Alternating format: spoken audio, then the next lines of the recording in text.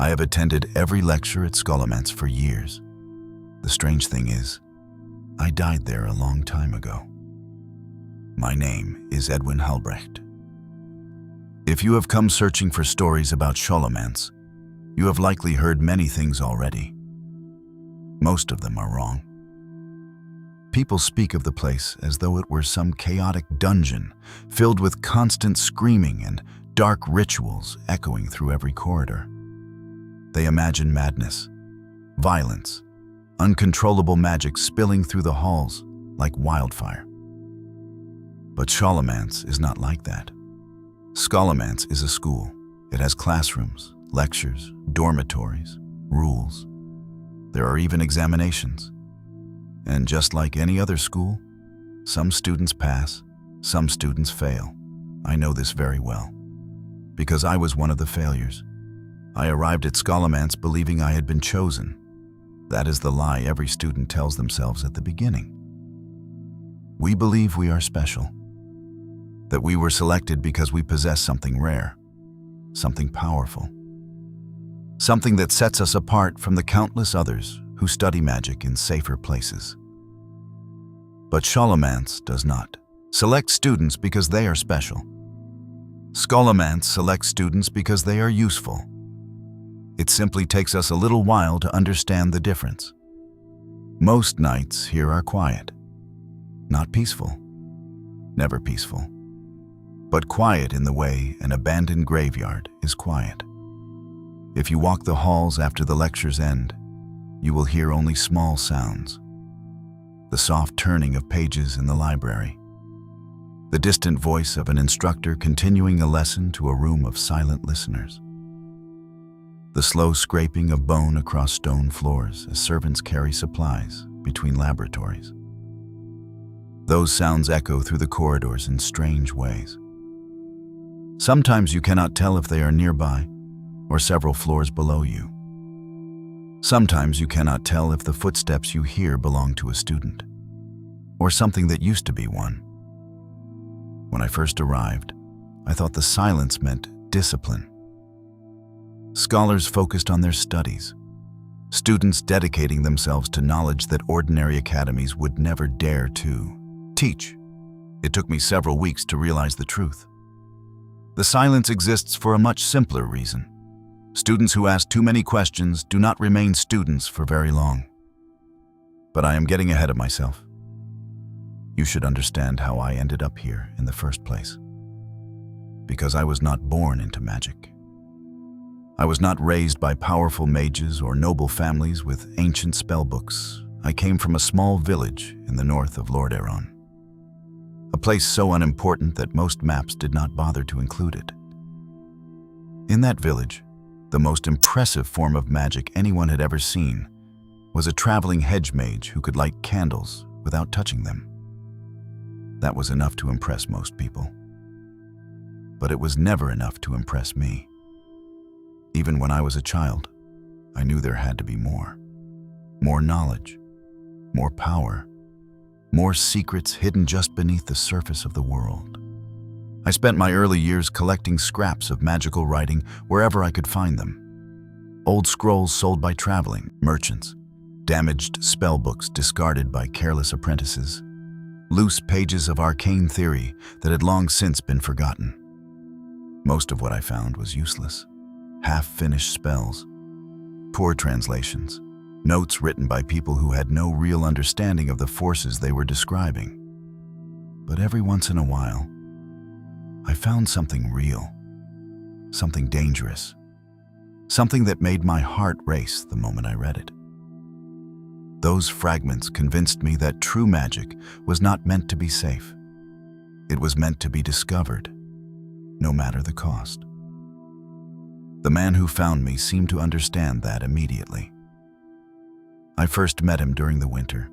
Snow had buried most of the roads leading into our village, and travelers were rare that time of year, which is why everyone noticed when a stranger entered the tavern one evening wearing robes far too clean for someone who had been traveling through frozen countryside.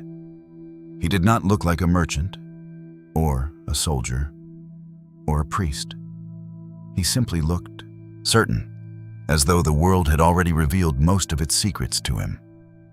I was sitting alone at a table in the corner, studying a damaged book I had purchased months earlier. Nearly half the pages were missing, but the sections that remained described unusual theories about magical energy. Most of the writing was difficult to understand, but I was determined to decipher it, so focused, in fact, that I did not notice the stranger sitting across from me until he spoke. "You're reading that incorrectly?"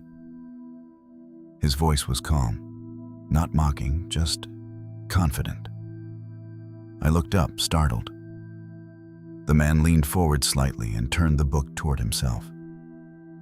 Without hesitation, he pointed to a line near the center of the page. "This word does not mean energy," he said. "It means remains." I stared at him. That single correction changed the meaning of the entire passage. A harmless theory suddenly became something far darker. The man noticed the realization spreading across my face, and he smiled. "You see," he said quietly, "you already understand more than most." We spoke for nearly an hour. Or rather, he asked questions, careful questions, about the books I had read, about the spells I had attempted, about the theories I had begun forming about the relationship between life and magic. I answered eagerly. No one had ever taken my studies seriously before.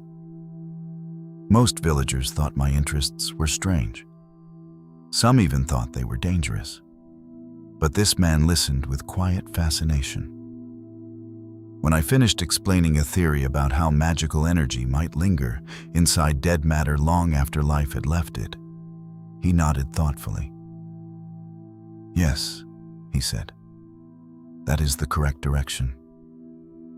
Hearing those words filled me with excitement. "So, where did you study?" I asked. The man leaned back in his chair. "Somewhere very old," he replied. "Somewhere very selective."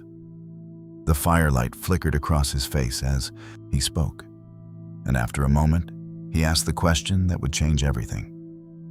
"Tell me, Edwin," he said, "have you ever heard of Scholomance?" Of course I had. Anyone who studied forbidden magic had heard whispers of the place. Scholomance was said to be a hidden academy where necromancers studied the deepest secrets of life and death. A place where knowledge was not restricted, where magic was pursued without hesitation, without morality, without limits. Most people believed those stories were exaggerations, legends meant to frighten curious students away from dangerous paths. But the man sitting across from me did not sound like he was telling a legend. He sounded like he was describing something very real. "Scholomance," he continued calmly, "is always looking for new students." My heart began to race. "What kind of students?" I asked. "The ambitious kind," he said. "The curious kind. The kind who are not afraid to learn things that others might consider uncomfortable." He studied my face carefully.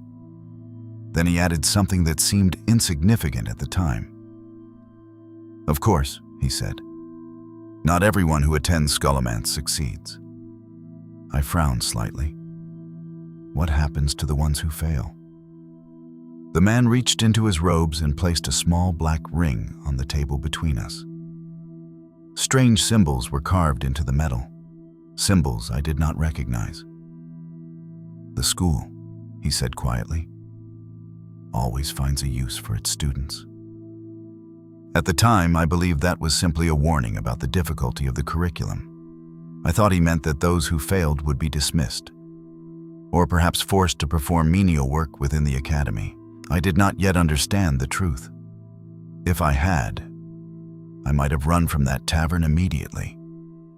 I might have burned every magical text I owned. I might have lived a long, quiet life in that forgotten village.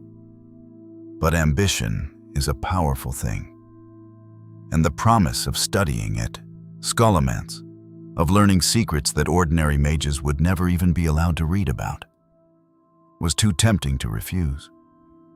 So when the man asked if I wished to attend the school, I said yes, without hesitation, without fear, without realizing that I had just agreed to become a student of Scholomance.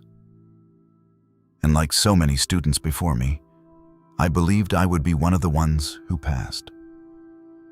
Edwin Halbrecht. That is the name I carried when I first crossed the water to Cardero, and the name I still remember, though many things from that life have begun to blur with time. I suppose it is fitting to hold on to at least that much. A student should always remember who they were before the lessons began. The man in the tavern returned the next evening. I had spent the entire day thinking about our conversation. The name Scholomance had a way of lingering in the mind, like a word you almost understand but cannot quite translate. Every book I owned suddenly felt smaller. Every scrap of magical theory I had gathered over the years felt childish compared to what might exist in a place like that. So when the tavern door opened and I saw him step inside, I was already waiting. He sat across from me again without asking permission. Snow clung to the shoulders of his robes, though I had not seen any falling outside. "You've made a decision," he said calmly. It was not a question. "Yes," I replied. I expected him to ask why. Most teachers enjoy hearing the reasons their students believe themselves worthy of greater knowledge. But the stranger showed no interest in my motivations. Instead, he studied me for several long seconds.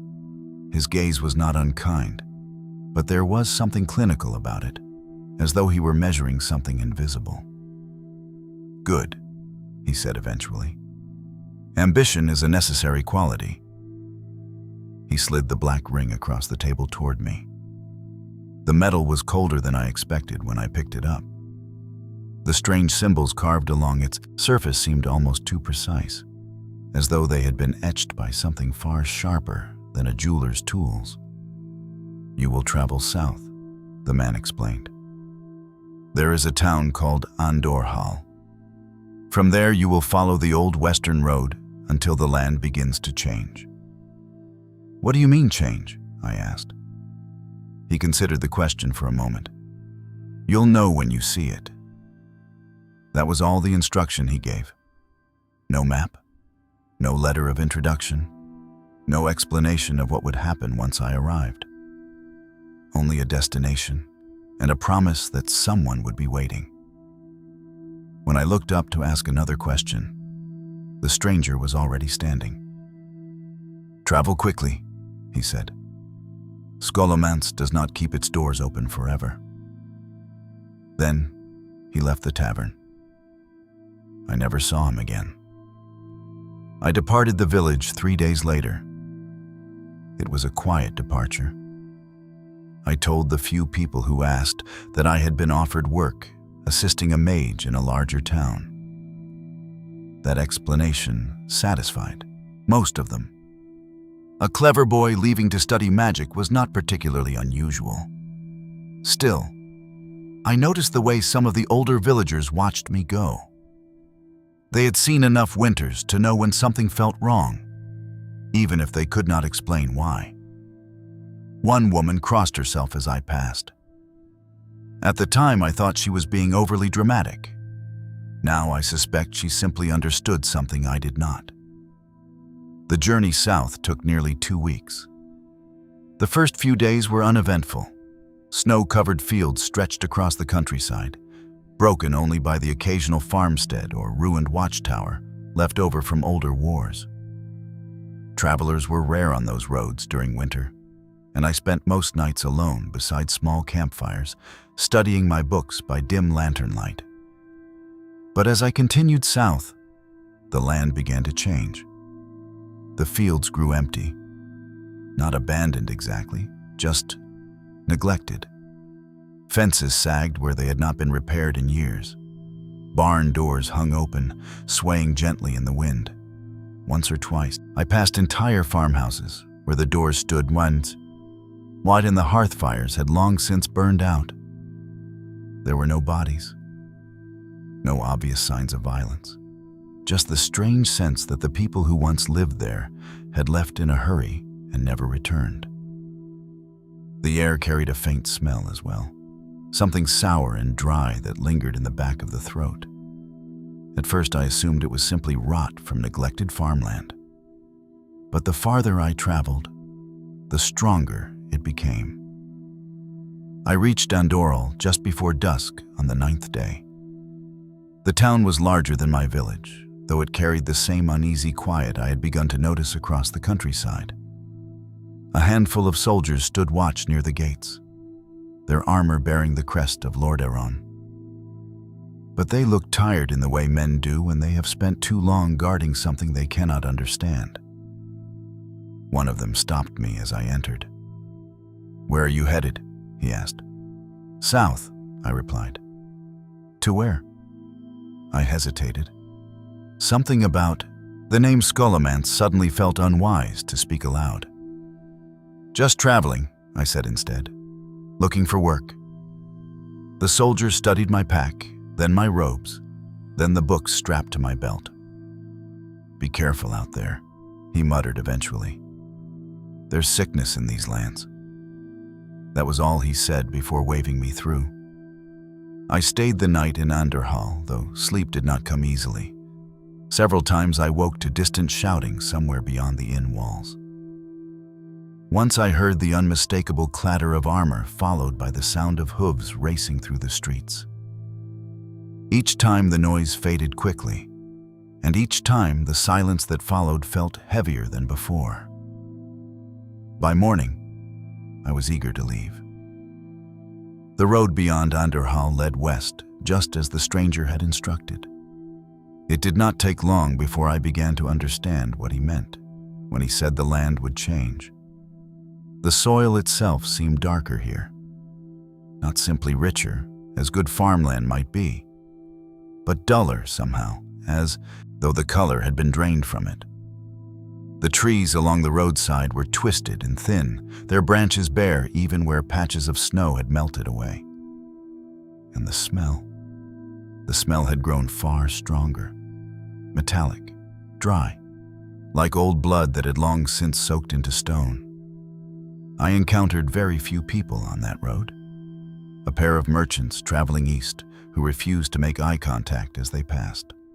A farmer leading a thin mule loaded with sacks that rattled strangely with each step. And once, far off in the distance, I saw figures moving slowly through a field. Too slowly, in fact. Their movements were stiff and uneven, as though each step required careful thought. I watched them for a long time before realizing they were not working the field. They were simply wandering through it. Eventually, I continued down the road without getting closer. By the 12th day, the fog began to appear. At first, it clung only to the lower fields in thin gray layers. But as evening approached, it thickened until the entire road was wrapped in a pale haze. The world beyond a few dozen paces became little more than shifting shadows. It was in that fog that I first saw the lake. Or at least, I think it was a lake. The water was dark enough that it reflected almost nothing of the gray sky above it. Small islands dotted its surface, each crowned with clusters of ancient stone buildings. And at the center of the lake stood the largest structure of them all. Even through the fog, its silhouette was unmistakable. A fortress of black stone rising from a lonely island. Tall towers, narrow windows, walls so steep they seemed to grow directly from the rock beneath them. Something about the sight made my heart beat faster, not with fear, but with anticipation. Because even from a distance, I could feel it. Magic. Not the faint traces I had occasionally sensed in old scrolls or minor spellbooks. This was different. This was deep, old, powerful in a way that made the air itself seem heavier. I had reached Cair Darrow, And somewhere beneath that dark fortress, the halls of Scholomance were waiting. I stood there for some time, watching the island through the fog, trying to decide if the strange heaviness in the air was excitement or unease. At that moment, I told myself it was excitement. After all, I had spent most of my life searching for real magic, and now I could practically feel it pressing against my skin. It seemed to hum faintly through the ground beneath my boots, like the distant vibration of some enormous machine hidden beneath the earth. The road eventually curved toward a narrow dock where several small boats were tied to weathered wooden posts. I was not the only person there. A few others stood along the shoreline, their silhouettes half swallowed by the fog. They looked about my age, young, cloaked travelers carrying packs that suggested long journeys. Students, I realized immediately. The thought filled me with a strange mixture of comfort and competition. If Scholomance truly was a school, then these were the people who would soon become my classmates. One of them, a tall boy with dark hair and a sharp, restless expression, glanced in my direction as I approached. His eyes moved quickly, taking in my robes, my books, the cautious way I scanned the island across the water. "First time?" he asked. "Yes," I replied. He nodded, as though confirming something he had already assumed. "Same. I've been standing here for nearly an hour." "Waiting for what?" "For someone to take us across." He gestured toward the lake with a faint shrug. "I tried rowing one of the boats myself earlier. Didn't get very far." I followed his gaze. The lake looked calm enough, but something about the water felt wrong. It was too still, too dark. The surface reflected almost nothing of the pale sky above it, giving the impression of depth that stretched far beyond what a lake should hold. Another student stood several paces away, wrapped tightly in a heavy cloak. She had been watching the island without speaking since I arrived. When she finally turned, I saw that she was younger than the rest of us, though the determined expression on her face suggested she had already convinced herself she belonged here. "You can feel it, can't you?" she said quietly. "Feel what?" the tall boy asked. "The magic."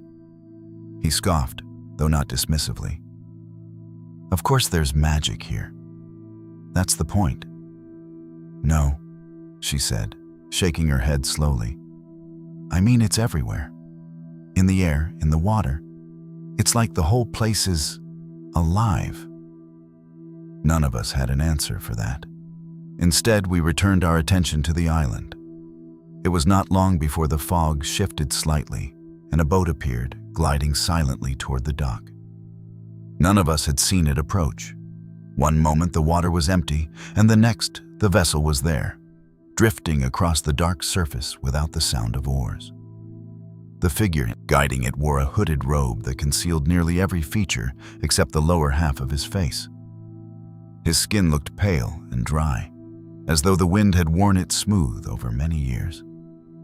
When the boat reached the dock, he tied it off with slow, practiced movements. "Students," he said simply. His voice carried the flat tone of someone who had repeated the same word countless times before. One by one, we stepped into the boat. No one asked questions. The moment felt too formal for that, as though we had already passed some invisible threshold simply by arriving at the dock. I sat near the center, watching the shoreline fade behind us as the boat drifted across the water. The journey should have taken several minutes, yet the distance seemed to close almost immediately. The fog thickened around us, swallowing the world until the island was the only thing visible. As we drew closer, the fortress above us grew more imposing. The towers rose like black teeth from the stone cliffs, their narrow windows glowing faintly with greenish light. The architecture was not elegant in the way most magical academies were rumored to be. There were no grand banners, No polished marble archways welcoming new students. Scholomance looked severe, functional, built by people who valued results more than appearances. When the boat reached the island, we were led up a steep stone path carved directly into the rock. The wind carried that same dry metallic scent I had noticed earlier along the road. It seemed stronger here, woven into the very air. The entrance to the fortress stood beneath a tall archway decorated with carvings that had been worn smooth by time. I could still make out fragments of the designs: skulls, twisted symbols, and shapes that resembled skeletal wings spreading outward along the stone. The hooded ferryman finally spoke again once we reached the doorway. "Inside," he said. We obeyed without hesitation. The moment we crossed the threshold, the air changed. It was thus warmer inside the fortress, though the warmth did not feel comforting. Instead, it carried the same heavy sensation I had noticed outside, as though the building itself was saturated with ancient magic that had nowhere left to go. The entrance hall stretched farther than I expected, lined with tall columns carved from dark stone. Candles burned along the walls in narrow iron holders, their flames flickering with faint green hues that gave the room an unsettling glow. More students were already there. Some stood quietly in small groups. Others wandered the hall, examining the architecture with cautious curiosity. Judging by the size of the gathering, perhaps 24 of us had arrived from different regions. I felt a brief surge of confidence as I studied them. Some looked nervous, others seemed overwhelmed by the sheer scale of the place. But a few had the same expression I felt on my own face: excitement, ambition. The belief that we had finally reached the place where real knowledge waited. The murmuring conversations gradually faded as a new figure entered the hall from a staircase at the far end. He moved slowly, not because of age, but because of certainty. Each step carried the quiet authority of someone who understood exactly how much power he possessed. Even before anyone spoke his name, I knew who he was. Dark Master Gandling. He wore long robes of deep violet trimmed with black stitching that formed intricate patterns along the sleeves. His face was pale, almost colorless, and his eyes held the distant focuses of a scholar who spent more time thinking about ideas than people. He stopped near the center of the hall and studied us with calm interest. "Welcome," he said. His voice was not loud, yet it carried easily through the entire chamber. "You have traveled far to reach this place." No one responded. Most of us stood very still, unsure if we were meant to speak. Gandling's gaze moved slowly across the gathered students. "Each of you believes you were chosen," he continued. "You believe you possess intelligence, curiosity, or ambition that sets you apart from other practitioners of magic." A faint smile appeared on his lips. "Perhaps you do."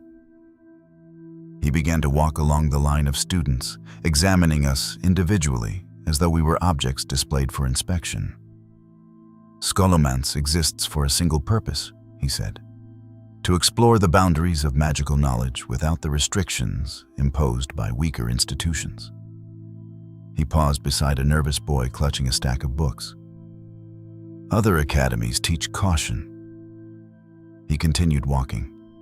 "They teach restraint." His gaze shifted toward a girl who had not taken her eyes off him since he entered the hall.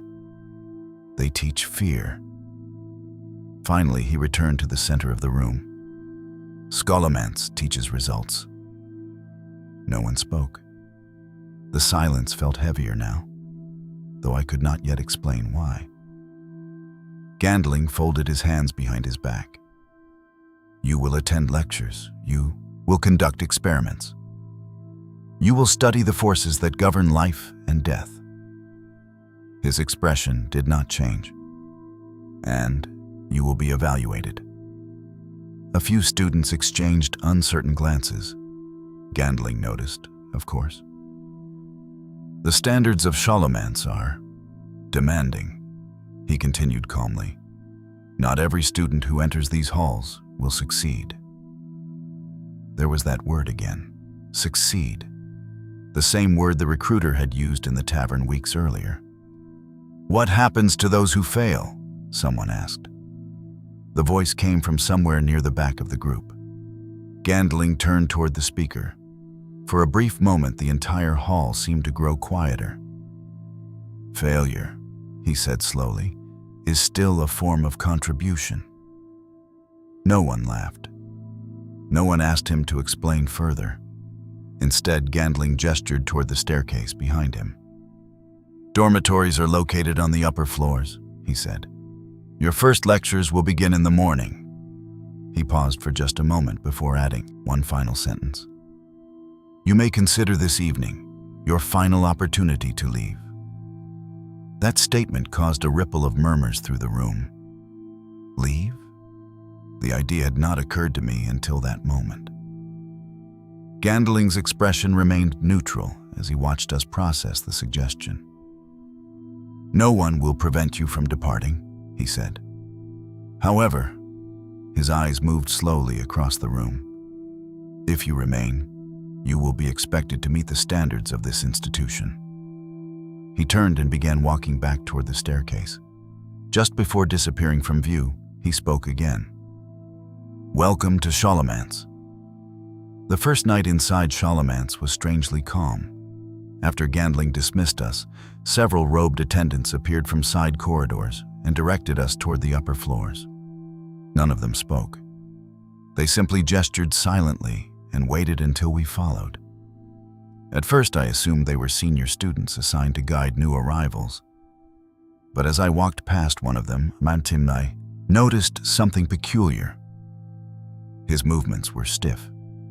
Not painfully slow, but deliberate in a way that reminded me of someone concentrating very hard on something that should have been effortless. When he turned his head, the motion happened all at once rather than gradually.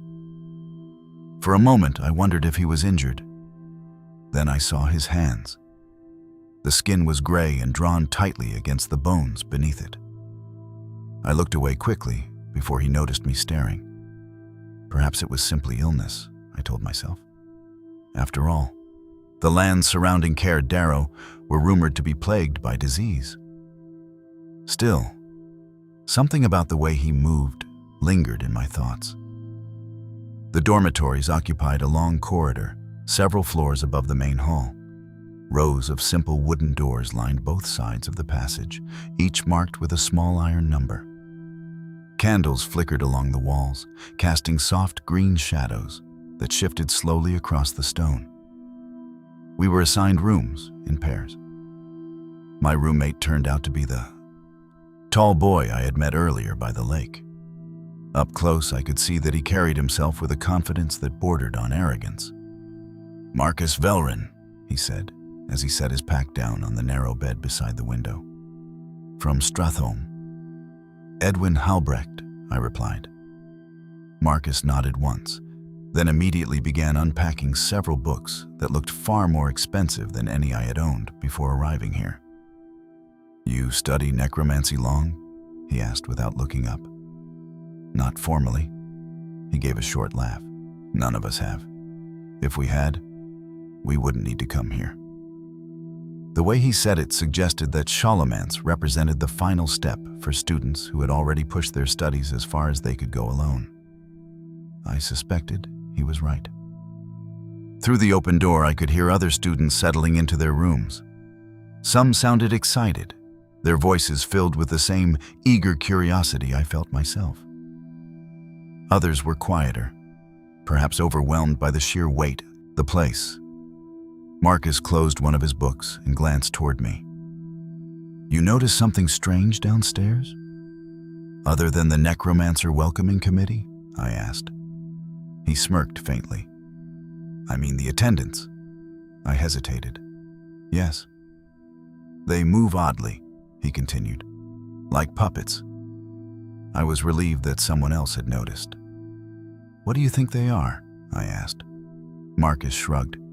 Servants, assistants, maybe failed students. He said it so casually that I almost laughed. "Failed students?" I repeated. "Why not?" Gandling said failure was still a contribution. The words echoed faintly in my memory. Failure is still a form of contribution. At the time, I still believed he had meant something academic. Perhaps those who failed simply worked for the school in other capacities. Cleaning laboratories, maintaining libraries, preparing materials for more talented students. That explanation seemed perfectly reasonable. So I pushed the thought aside and focused instead on the excitement of what the morning would bring. Our first lesson. Sleep did not come easily that night. The dormitory corridor remained active for hours as students whispered through half-open doors, discussing theories and speculating about what kind of magic we would be taught. Eventually, the voices faded one by one, until only the distant crackle of candles remained. I must have drifted off eventually, though the dreams were strange. I remember walking through endless hallways filled with shelves of old books. The corridors twisted and branched in impossible directions. Yet every time I turned a corner, I found myself back in the same place. A classroom, rows of desks, students sitting silently with their heads lowered. And at the front of the room, a single figure writing symbols across a blackboard made of polished stone. I could not see his face, but I knew he was waiting for someone, waiting for me. Morning came with the dull ringing of a bell somewhere deep within the fortress. Marcus was already awake when I sat up, pulling on his robes with practiced efficiency. "Lecture begins soon," he said. "Best not to keep the Dark Master waiting." The corridor outside filled quickly as the other students emerged from their rooms. Some looked tired, others eager. The girl who had spoken at the lake walked past us with the same focused expression she had worn the night before, as though she had already begun analyzing everything around her. We followed the flow of students down several staircases until we reached a large chamber that resembled a traditional classroom. Rows of long wooden tables faced a raised platform at the front of the room. Glass containers filled with murky liquids lined the walls, each containing shapes that were difficult to identify through the cloudy fluid. The air smelled faintly of herbs and something else, something dry. Marcus noticed it too. "Charming," he muttered. Students filled the seats gradually, conversations fading as the room settled into uneasy silence. A moment later, the side door opened and a thin man in dark academic robes stepped inside. He did not introduce himself. Instead, he placed several books on the desk at the front of the room and looked up at us with mild interest. "First-year students," he said. His voice carried the calm patience of someone who had taught the same lesson many times before. "You have come to Scholomance because you wish to understand the forces that govern life and death." No one spoke. The instructor opened one of the books and flipped through several pages. "Most magical institutions approach these forces cautiously," he continued. "They speak of balance, of restraint, of moral responsibility." He looked up again. "Those institutions produce mediocre scholars." A faint ripple of nervous laughter moved through the room. The instructor did not react. "Here," he said calmly, "we pursue understanding." He gestured toward a heavy cloth draped over something behind the desk. "Today's lesson is very simple." With one quick motion, he pulled the cloth away. A body lay on the stone table beneath it. The sight sent a brief wave of tension through the room, though no one cried out. After all, we had come here expecting such things. The corpse appeared to be that of a man in his early 20s. His robes were dark and worn, though I noticed something strange about them almost immediately. They resembled the uniforms we had been given the night before.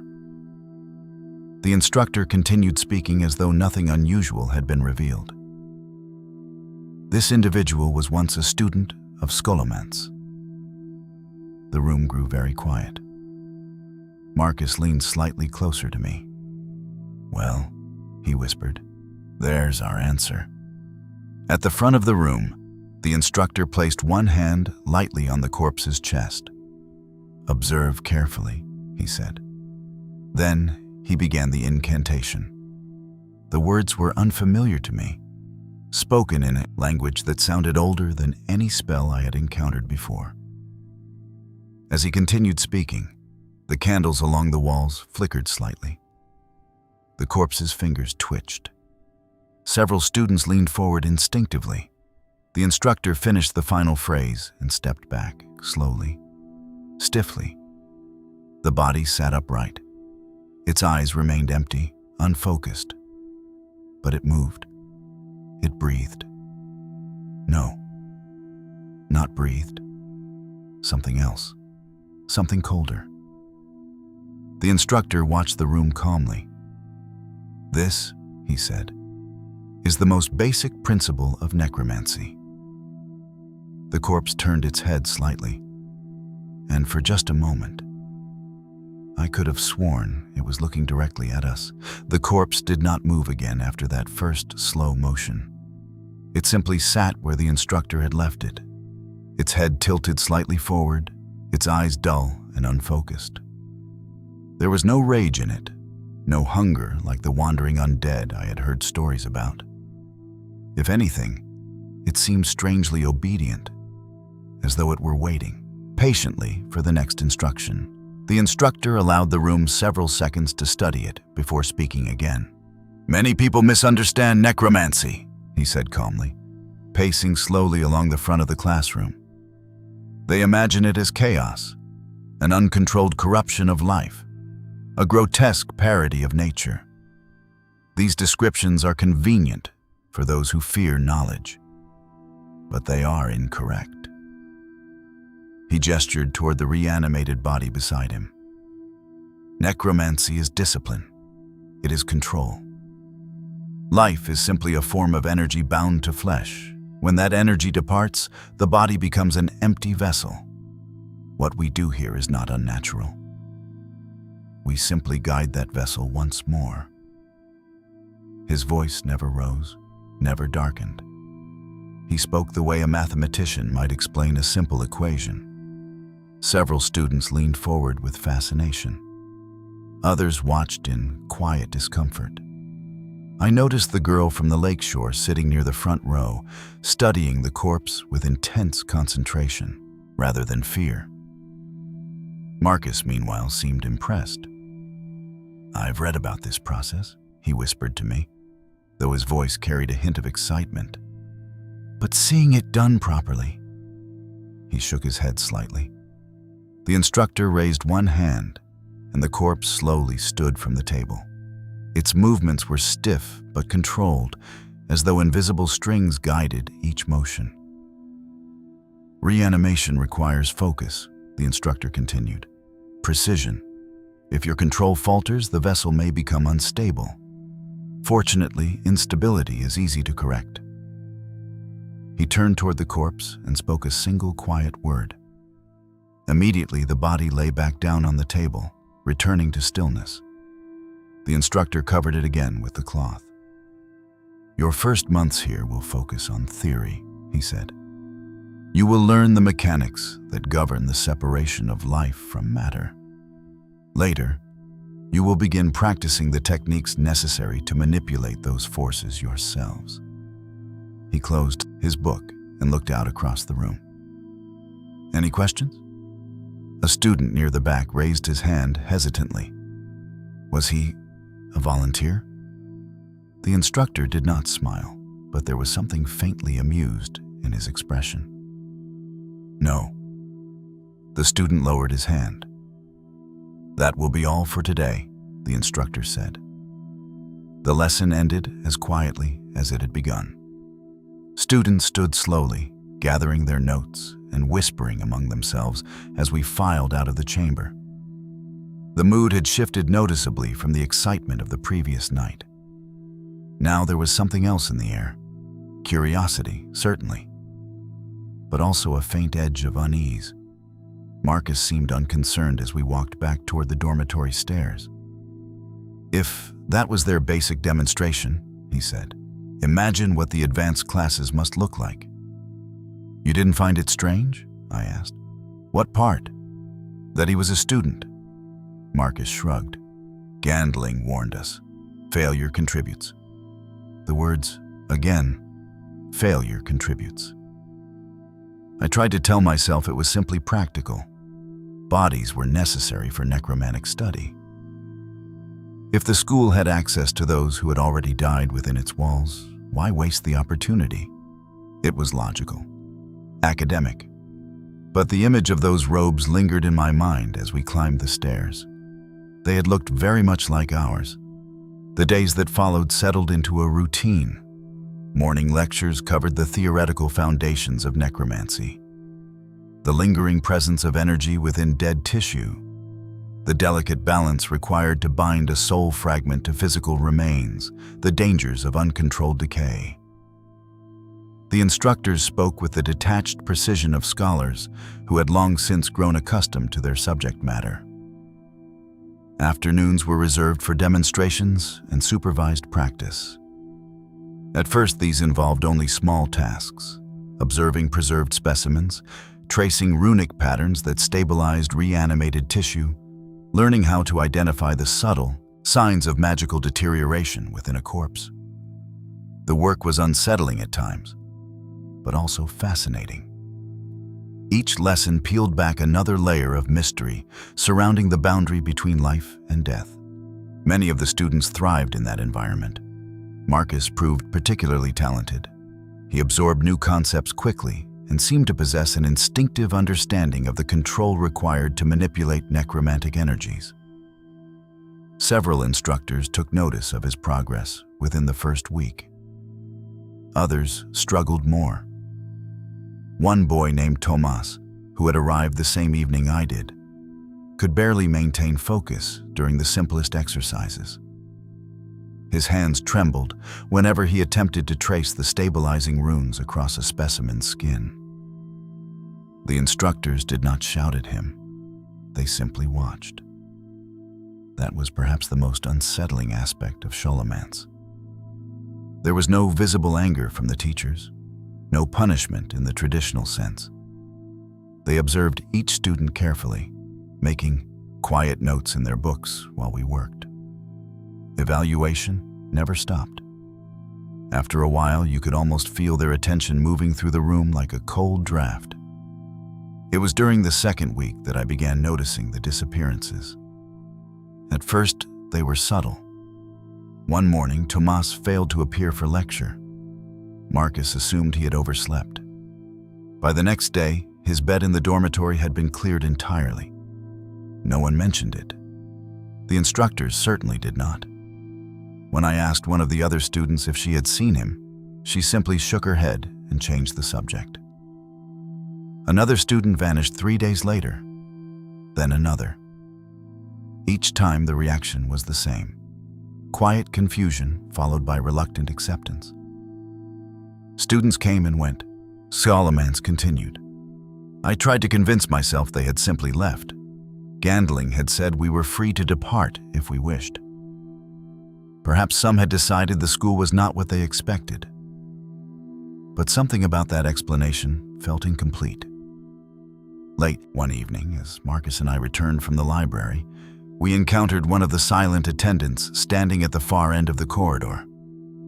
He was pushing a narrow cart loaded with books and glass instruments toward the staircase. As he turned, the candlelight illuminated his face, and I recognized him. It took only a second. The boy had been in our first lecture. His name, I remembered suddenly, was Corvin. Marcus noticed my hesitation. "What is it?" "That attendant," I said quietly. "I think he was a student." Marcus glanced back down the corridor. The figure continued pushing the cart, moving slowly but steadily toward the stairs. "Maybe," Marcus said. "Hard to tell in this light." But I was certain. The face was thinner now, the skin pale and drawn. Yet the eyes were unmistakable, Or at least, they had been. When the attendant turned his head slightly in our direction, his gaze passed over us without recognition. No curiosity, no irritation, no sign that he had once shared a classroom with us only days earlier. Marcus frowned slightly. Strange. Yes, I said. Neither of us spoke again until we reached our room. That night, I slept poorly. Not because of fear, exactly. Something else had begun to take root in my thoughts. A pattern. Students disappeared, and yet the number of attendants within the fortress never seemed to decrease. By the end of the third week, the pattern became impossible to ignore. The girl from the lake shore noticed it as well. Her name, I learned, was Elira. We spoke only occasionally in the library or during shared demonstrations, but she possessed the same analytical focus I had admired on the first day. One afternoon after class, she approached me near the stairwell. "You've seen them," she said quietly. "The attendants?" I nodded. "They were students," she continued. "Some of them." I lowered my voice instinctively, though no instructors were nearby. "I've noticed." Elira glanced toward the hallway before continuing. "They don't respond when spoken to. They barely react at all. What do you think happened to them?" She hesitated. "I'm not sure, but I don't think they left." That night I lay awake staring at the ceiling of the dormitory, listening to the distant sounds of Scholomance settling into its nightly silence. Somewhere far below, a heavy door closed with a dull echo that traveled faintly through the stone. For the first time since arriving, a thought crossed my mind that I'd been carefully avoiding. What exactly did Gandling mean when he said failure contributed? And why did no one who failed ever seem to leave Scholomance at all? By the end of the fourth week, the structure of life inside Scholomance had become disturbingly familiar. Morning bells, lectures, demonstrations, private study, evaluation. The fortress functioned with the precision of a well-run academy, and if someone had ignored the subject matter entirely, it might have been possible to believe we were simply students in an unusually strict school of magic. The instructors remained composed, patient, and strangely polite, even when correcting mistakes that elsewhere might have resulted in serious accidents. But beneath that order, something else moved quietly through the halls. Students continued to vanish. Not often enough to cause open panic, but regularly enough that no one could pretend it was coincidence. A desk that had been occupied the day before would sit empty during the next lecture. A bed in the dormitory would be cleared overnight. Sometimes the missing students' belongings remained. Other times even their books were gone, as though they had never existed at all. And always, somewhere else in the fortress, a new attendant appeared. I did not speak openly about the pattern. Neither did most of the others. Scholomance had a way of discouraging unnecessary conversations. When people whispered about such things, they did so quietly and briefly, as though the walls themselves might be listening. Marcus, however, remained almost entirely unconcerned. "They're not disappearing," he said one evening while copying diagrams into his notes. "They're failing." "Is there a difference?" I asked. He did not look up from the page. "Of course. If they disappeared, no one would know where they went. But we do know." I watched him for a moment. "Do we?" Marcus set his quill down and leaned back in his chair. "Think about it, Edwin. Scholomance studies necromancy. Bodies are required for study. Servants are required to maintain the place. The school has a constant supply of students who cannot keep up with the curriculum. That doesn't explain why they stop recognizing us." Marcus shrugged. "Perhaps the process affects their memory." He said it with the same calm detachment the instructors used during lectures, as though we were discussing an interesting theory rather than something that might one day happen to us. At the time, I told myself Marcus was simply being pragmatic. Scholomance attracted ambitious people, and ambition often required a certain ability to ignore unpleasant possibilities. Still, his explanation lingered in my mind long after our conversation ended. The following week introduced a new stage of instruction. Until then, our lessons had focused on theory and observation. Now the instructors began allowing students to participate directly in controlled exercises. The classroom tables were replaced with individual workstations containing preserved specimens and small quantities of magical reagents. We were instructed to practice the simplest form of necromantic manipulation, stimulating residual energy within dead tissue. It was delicate work. Too much force could destroy the fragile structures we were attempting to influence. Too little would accomplish nothing. Marcus mastered the technique within days. His specimen, a preserved raven wing, responded immediately to his control, the feathers flexing slowly as he guided faint currents of energy through the bone. Several instructors stopped to observe his progress, making notes with quiet approval. I struggled. Not because I lacked understanding. The theory made perfect sense. But when I attempted to direct the necessary energy through my focus rune, something always faltered at the final moment. The currents dissipated before reaching the specimen, leaving the wing motionless on the table. My instructor noticed the problem almost immediately. "Again," he said calmly. I repeated the process. Nothing. Again. I tried once more, concentrating harder, tracing the runic pattern more carefully than before. For a brief moment, the raven's wing trembled slightly. Then the energy collapsed entirely. The instructor studied the table for several seconds. "Your control is inconsistent," he said. "I understand the theory," I replied quickly. "I am aware." He made a short note in his book. "Understanding and execution are not identical." That was the end of the conversation. I returned to the dormitory that evening with a quiet unease I had not felt since the day we arrived. Scholomance valued results. Gandling had made that clear from the beginning. Theory alone was not enough, and my results were uncertain. Marcus noticed my mood immediately. "You're overthinking it," he said after I explained the problem. Necromantic flow isn't about forcing energy, it's about directing it. That's exactly what I'm trying to do. Yes, but you're trying too hard. He gestured vaguely with his hand. Relax, let the energy settle before you guide it. I attempted his suggestion the next day. The raven's wing twitched once, then nothing. My instructor wrote another note. Weeks passed. The lessons grew steadily more complex. We began studying the process of binding energy into larger specimens, observing demonstrations where entire limbs responded to carefully controlled spells. The work fascinated me, yet a quiet tension followed me through every class.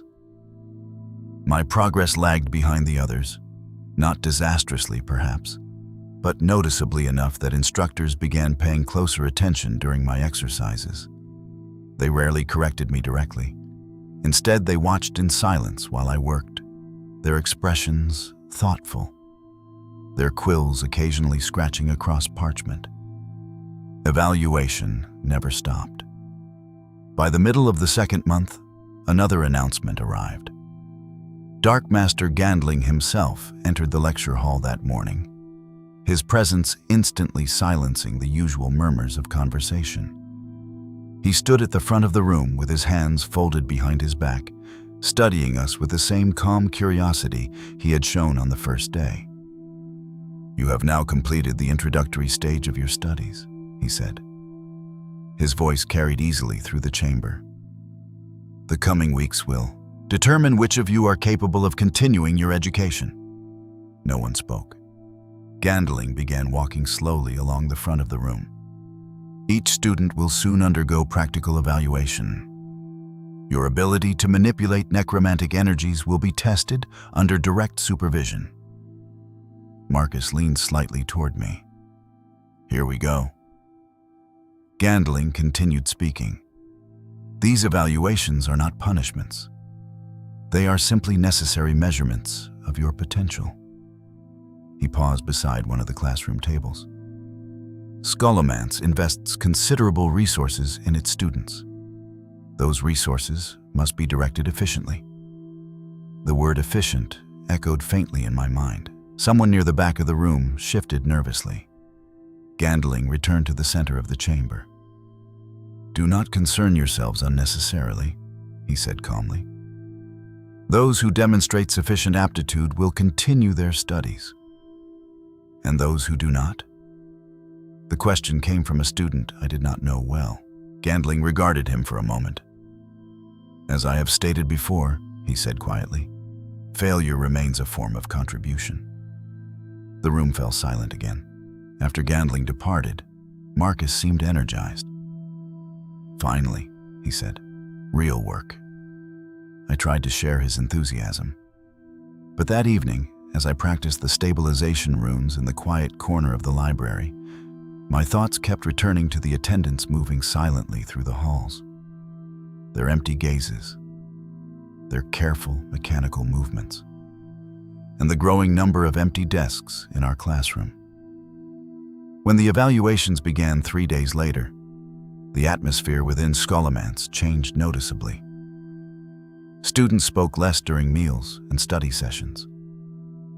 Even Marcus grew more focused, spending hours refining his control techniques with intense concentration. Each morning, a small list appeared beside the lecture hall entrance. The names written there were called for evaluation that day. Marcus's name appeared early. He returned from the testing chamber with a satisfied expression. Well, I asked. Simple enough, he said. Basic reanimation control. Nothing complicated. Did you pass? Marcus smiled faintly. Of course. His name never appeared on the lists again. Others were not so fortunate. Several students who attended their evaluations simply did not return to class afterward. Their desks remained empty the next morning. No explanation was given. No one asked. Eventually, my own name appeared on the list. I remember standing in the hallway staring at the parchment for several seconds before the letters fully registered. Edwin Halbrecht. The evaluation chamber was located deep within the lower levels of the fortress. A narrow staircase led downward from the main corridor, lit by green candles that burned with a faint chemical scent.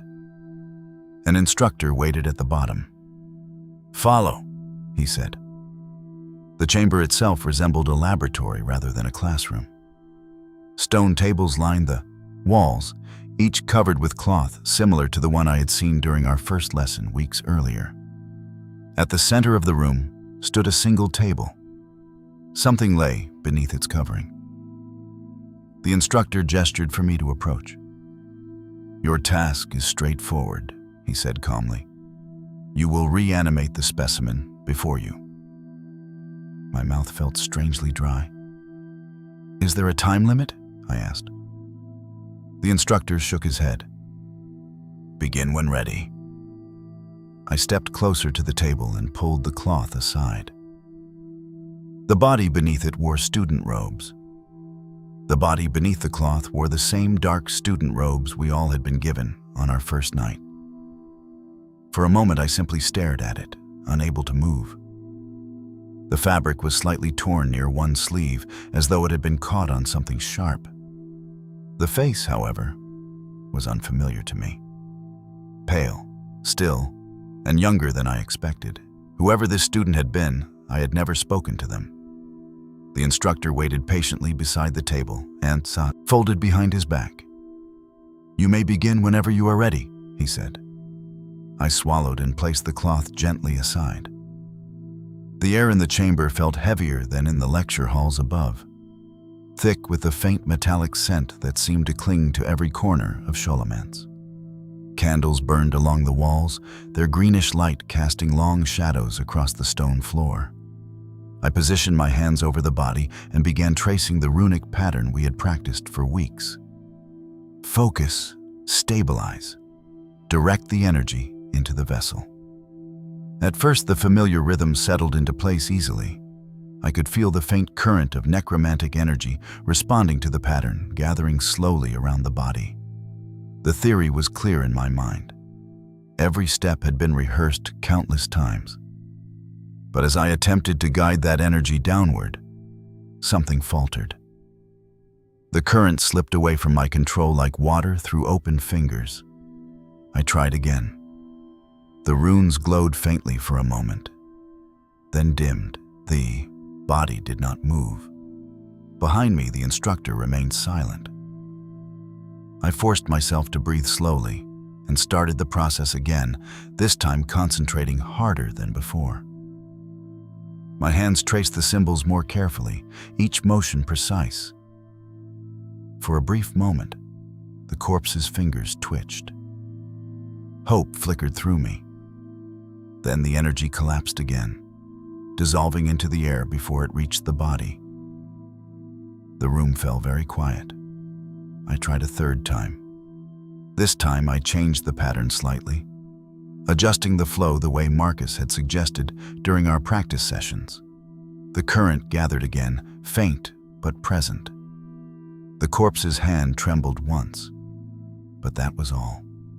No further movement followed. The instructor finally stepped forward. "You may stop," he said. I lowered my hand slowly, my pulse still racing from the effort. "I can try again," I said quickly. "That will not be necessary." He covered the body once more with a cloth. "Your control is insufficient." The words were spoken without hostility, without disappointment. Simply a statement of fact. Something cold settled in my chest. "Does that mean I failed?" I asked.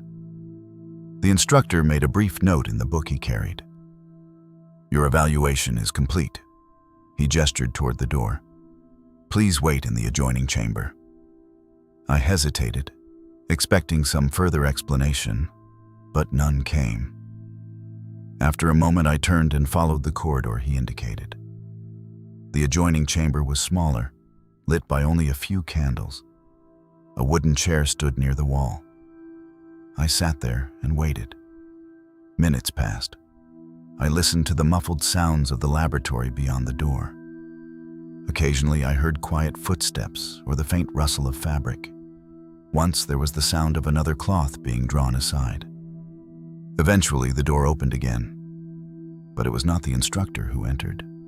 Dark Master Gandling stepped into the chamber. I stood immediately.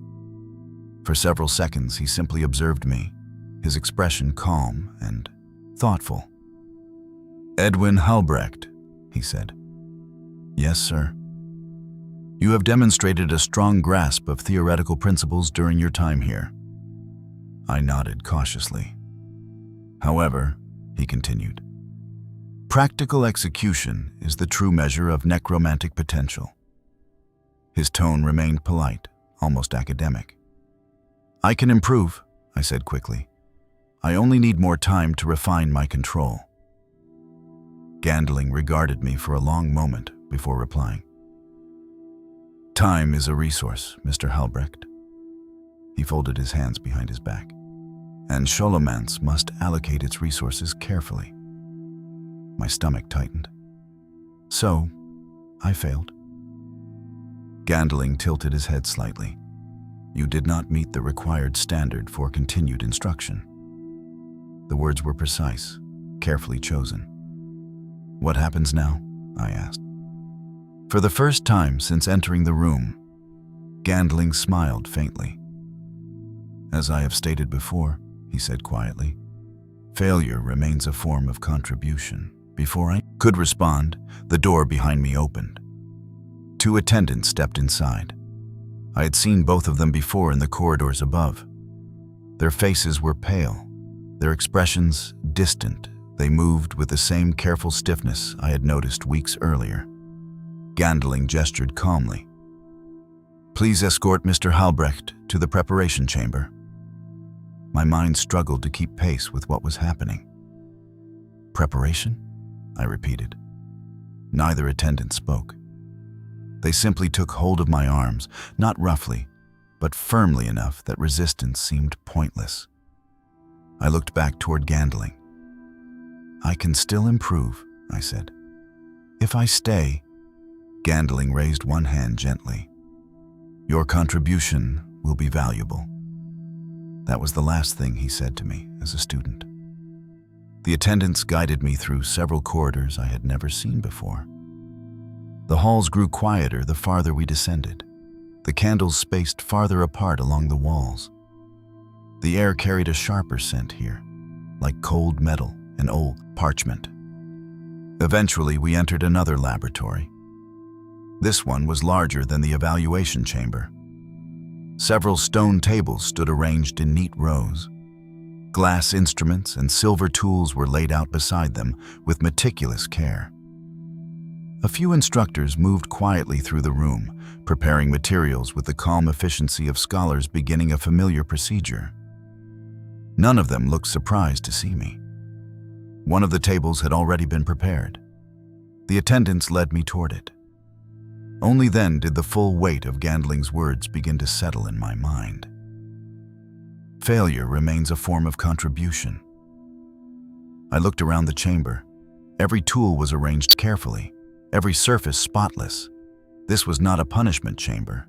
It was a classroom, and I was no longer the student. The realization settled slowly, like cold water filling a room 1 inch at a time. I looked at the table the attendants had guided me toward and tried to convince myself there had been some misunderstanding. Perhaps this was simply another evaluation, a demonstration of some advanced technique. Perhaps they intended to observe how a living subject responded to necromantic energy. But the instruments arranged beside the table suggested something far more deliberate. One of the instructors approached, adjusting a pair of thin silver tools between his fingers. His robes were darker than the others I had seen in the lecture halls, and his expression carried the distant focus of someone studying a problem he had solved many times before. "You may lie down," he said calmly. I did not move. "There must be some mistake," I said. "I only failed one evaluation." The instructor glanced briefly toward Gandling, who had entered the chamber without my noticing. The Dark Master stood several steps away, observing the preparations with quiet interest. "There is no mistake," Gandling replied. His tone remained gentle, almost reassuring, which made the words far worse. "You have demonstrated considerable theoretical understanding during your time here. That knowledge will still be useful." I struggled against the attendants' grip, though their strength was far greater than their thin frames suggested. Their hands tightened only slightly, enough to remind me that resistance would accomplish nothing. "You're turning me into one of them," I said, the truth finally forming in my mind. Gandling considered the statement for a moment. "Into something useful," he corrected. The instructors continued their preparations without urgency. One of them unfolded a narrow cloth containing delicate tools etched with faint runic markings. Another placed several glass containers along the edge of the table, each filled with liquids that glowed faintly in the candlelight. I felt an unexpected calm settle over me then, not acceptance exactly, but the strange clarity that sometimes arrives when a person realizes escape is no longer possible. My thoughts moved quickly through everything I had seen during the past 2 months. The missing students, the attendants in the corridors, the corpse in our first lesson. It had all been obvious. Scholomance did not simply teach necromancy, it sustained itself with it. "Please lie down," the instructor repeated. This time I obeyed. The stone surface of the table was colder than I expected. As I stretched out across it, one of the attendants fastened narrow restraints across my wrists and ankles. They were not tight, only secure enough to prevent sudden movement. Above me, the candles flickered softly. Gandling stepped closer, studying me with that same academic curiosity he had shown since the first day. "You should take some comfort in this," he said quietly. "Many students never grasp the deeper purpose of Scholomance." "What purpose is that?" I asked. "Efficiency." He gestured toward the room around us. "Knowledge requires resources. Most institutions waste those resources on students who lack the potential to contribute meaningfully to their studies. Here, we ensure that every individual who enters these halls continues to serve our work." The instructor beside him lifted one of the glass containers and examined its contents. "You will remain part of Scholomance," Gandling continued, "simply in a different capacity." I looked toward the attendants standing beside the table. Their faces remained blank. For the first time, I wondered what they had been thinking in the moments before they became what they were now. Had they understood the truth at the end? Had they fought harder than I had? Or had they simply realized, as I had, that resistance would change nothing? The instructor leaned over me. "This will be uncomfortable," he said. That was the last warning anyone offered. The procedure itself passed in a blur of sensations that were difficult to separate into clear memories. There was pressure, a sharp brightness behind my eyes, and the strange feeling of something being pulled gently away from the center of my thoughts. I remember hearing quiet voices discussing measurements and stability, as though they were adjusting the components of a complicated machine. At some point, the room grew very distant. The candles above me blurred into green halos of light. Then, there was only silence. For a while, I believed that silence was the end. But Scholomance was never interested in endings. The next sensation I became aware of was movement. Slow, stiff movement that did not quite feel like my own. My hands twitched first, the fingers curling slightly against the surface beneath them. The stone table felt colder now, though I noticed the temperature with a strange detachment. My eyes opened. The chamber looked different. Not brighter or darker, simply clearer, as though some layer of distraction had been removed from the world. I sat up slowly. Across the room, one of the instructors was making notes in a small book. When he noticed my movement, he nodded with mild satisfaction. "Good," he said. My voice did not respond when I tried to speak. I felt no panic about that. In fact, the idea of speaking seemed oddly unnecessary. The instructor approached and examined my eyes briefly. "Motor response intact," he murmured. Behind him, Gandling watched quietly. "Stand," the instructor said. My body obeyed. The motion felt stiff but stable.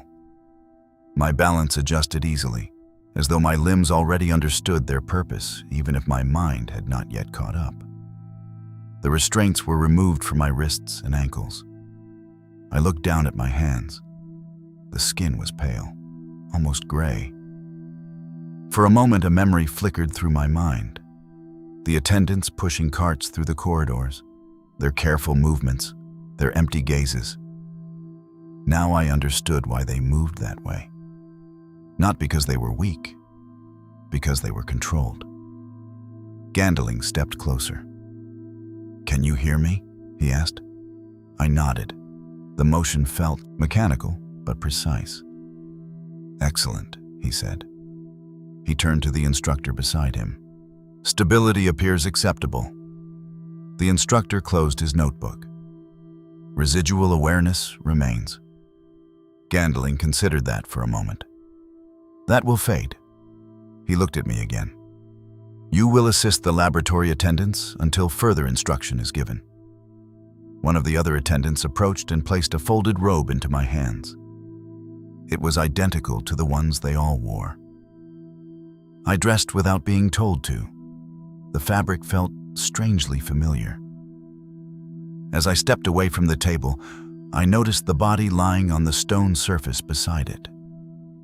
Another student, still breathing. Another evaluation, perhaps.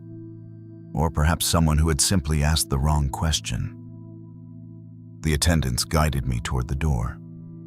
My movements were steadier now, more controlled. In the corridor beyond the laboratory, the quiet halls of Scholomance stretched away into darkness. The candles burned with the same soft, green light I remembered from my first night. Students passed occasionally, carrying books or discussing their lessons in low voices. None of them looked at us for very long. Perhaps they had already begun to understand what we were. Or perhaps they were trying very hard not to. Days passed, or weeks. Time no longer carried the same meaning it once had. I moved through the halls, performing simple tasks. Transporting books between classrooms, preparing specimens for demonstrations, cleaning the laboratories after experiments were complete. My body obeyed every instruction without hesitation. And slowly, the memories of who I had been began to fade around the edges. But some things remained. I still remembered arriving at Darrow through the fog. I remembered sitting in the tavern while the recruiter corrected my translation. And sometimes, when I passed through the lecture halls during evening hours, I remembered sitting among the other students while the instructors explained the principles of life and death. New students continued to arrive. I saw them standing near the entrance hall with the same expressions Marcus and I had worn on our first night. Eager, curious, convinced they had been chosen for something extraordinary. Marcus himself still attended lectures. I passed him once in the corridor outside the library. He did not recognize me. That seemed appropriate. Eventually, the memories grew quieter, less urgent. Soon those memories would disappear entirely. But one thought still lingered, repeating softly somewhere in the dim corner of my mind where my name had once meant something. My name was Edwin Halbrecht. Scholomance is a school. It has classrooms, lectures, dormitories, and rules. And just like any other school, some students pass, some students fail.